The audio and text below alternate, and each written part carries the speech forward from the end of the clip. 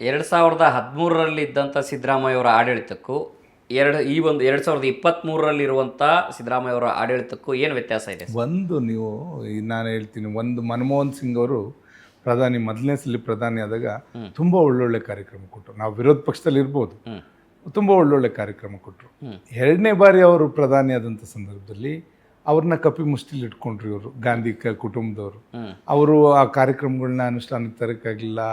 ಅವ್ರದ್ದೇ ಆದಂಥ ದಾಟಿನಲ್ಲಿ ಅವರು ಈ ದೇಶವನ್ನು ನಡೆಸ್ಕೊಂಡು ಹೋಗೋಕ್ಕಾಗಲಿಲ್ಲ. ಸಿದ್ದರಾಮಯ್ಯನವ್ರ ಪರಿಸ್ಥಿತಿನೂ ಇವತ್ತು ಅದೇ ಇದೆ.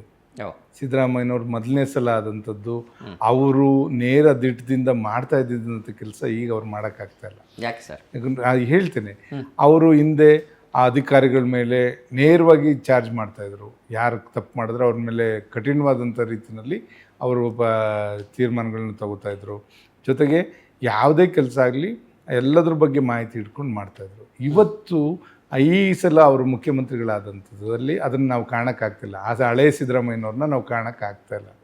ಯಾಕೆ ಅಂದರೆ ಅವ್ರಿಗೆ ಒಂದಲ್ಲ 2-3 ಕಡೆಯಲ್ಲಿ ಇವತ್ತು ಪವರ್ ಪಾಯಿಂಟ್ಗಳಾಗಿದ್ದಾವೆ, ಪವರ್ ಸೆಂಟರ್ಗಳು.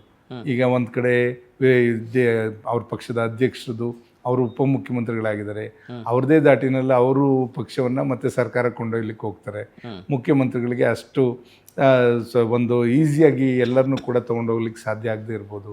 ಇನ್ನೊಂದು ಕಡೆ ಮೇಲಿಂದ ಏನು ಆಡಳಿತ ಅವರು ಕೂಡ ಇವ್ರ ಮೇಲೆ ಹಿಡಿತವನ್ನು ಇಟ್ಕೊಂಡಿರ್ಬೋದು. ಹೀಗಾಗಿ ಯಾವುದನ್ನು ಕೂಡ ಮೊದಲಿನ ಸಿದ್ದರಾಮಯ್ಯನವ್ರ ರೀತಿಯಲ್ಲಿ ಕೆಲಸ ಮಾಡಿಲ್ಲ. ಅದೆಲ್ಲರಿಗೂ ಕೂಡ ಇಡೀ ರಾಜ್ಯದ ಜನತೆಗೆ ಗೊತ್ತಾಗಿದೆ. ಸಿದ್ದರಾಮಯ್ಯನವರ ಸರ್ಕಾರ ಆಡಳಿತಕ್ಕೂ ತಮ್ಮ ಸಚಿವರ ಕಾರ್ಯವೈಖರಿಯ ವಿಚಾರಕ್ಕೆ 100ಕ್ಕೆ ಎಷ್ಟು ಮಾರ್ಕ್ಸ್ ಕೊಡ್ತೀರಾ ಸರ್? ಖಂಡಿತ ಇಲ್ಲ. ಇವತ್ತು ಸಿದ್ದರಾಮಯ್ಯನವರು ಅವರ ಸಚಿವರನ್ನು ಕೂಡ ಇಟ್ಕೊಳ್ಳೋಕ್ಕಾಗ್ತಾ ಇಲ್ಲ. ಅವರೆಲ್ಲರೂ ಕೂಡ ಇವತ್ತು ನೀವೇ ಹೇಳಿದ ರೀತಿಯಲ್ಲಿ ಬೀದಿಲಿ ಕಾಂಟ್ರಾಕ್ಟರ್ ಲೆಟ್ರ್ ತೊಗೊಂಡೋದ್ರೆ ಕೆಲಸ ಆಗುತ್ತೆ. ಯಾರೋ ಒಬ್ಬ ಗುತ್ತಿಗೆದಾರ ನಾನು ನಮ್ಮ ಶಾಸಕರಿಂದ ತೊಗೊಂಡೋಗಿ ನಾನು ಮಾಡಿಸ್ಕೊಂಬರ್ತೀನಿ ಅಂದರೆ ಎಲ್ಲಿಗೆ ಹೋಗಿ ನಿಂತಿದೆ ಇದು? ಈಗ ನೇರವಾಗಿ ಕ್ಷೇತ್ರಗಳಿಗೆ ಕೊಡಬೇಕಾದಂಥ ಅನುದಾನ ಕೇಳಿದ್ರೆ ಕೊಡಕ್ಕೆ ಸಾಧ್ಯ ಆಗ್ತಾ ಇಲ್ಲ ಅವ್ರಿಗೆ. ಯಾರೋ ಎಕ್ಸ್ಟ್ರಾ ಗ್ರ್ಯಾಂಟ್ ತರ್ತೀನಿ ಅಂತ ಲೆಟ್ರ್ ಇಸ್ಕೊಂಡೋದವನಿಗೆ ಅದು ಕೆಲಸ ಬರ್ತಾ ಇದೆ ಅಂದರೆ ಇದು ಎಲ್ಲಿಗೆ ಹೋಗಿ ನಿಂತಿದೆ ಅಂತಕ್ಕಂಥದ್ದು ಯಾರು ಕೂಡ ಇದರಲ್ಲಿ ಇಡ್ತಾ ಇಲ್ಲ ಅಂತಕ್ಕಂಥದ್ದು ಎಲ್ರಿಗೂ ಕೂಡ ಅರ್ಥ ಆಗ್ತಾ ಇದೆ.